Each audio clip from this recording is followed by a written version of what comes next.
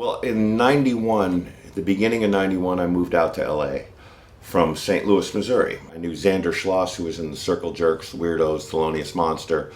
That's the couch I stayed on. Xander's older brother in St. Louis, where I'm from, was my manager. So I instantly started playing in in 91, when I moved to LA, the kind of big hair Sunset Strip thing was dying out. And so this new thing was happening, and some of the things that had survived, the big hair teased, even Guns N' Roses were starting to look like the Stones and less like girls.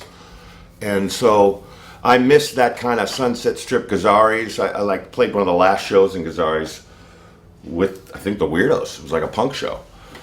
And so I come out here and there's these punk bands that are still, I'm sleeping on the couch and partying now with some of the bands that were my idols. My first show was with this band, the Two Free Stooges. So it was Xander Schloss, Martijn Lenoble from Thelonious Monster, Porno for Pyros, and later Depeche Mode and a bunch of other bands, and Dick Rude and Manny Chevrolet. And we're playing, and in the front row is like Frashane, Kiedis, Flea, Fishbone, like all these guys that I had seen in the Midwest play shows. Now I'm in the scene.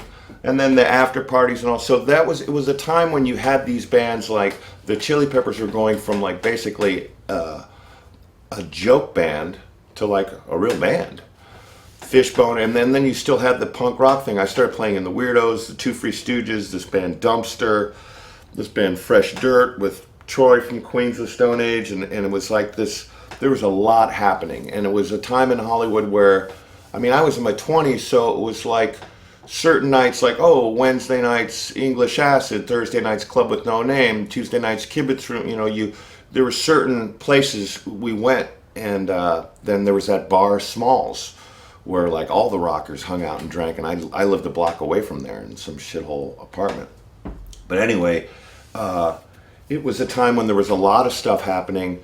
The underground bands hadn't quite gone corporate yet, but they were starting to just refine what they did, still considered college rock, and then Nirvana would change all that, would give all of us a big record deal.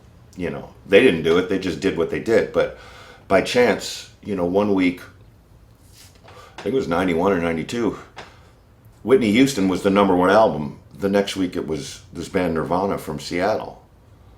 So that changed everything.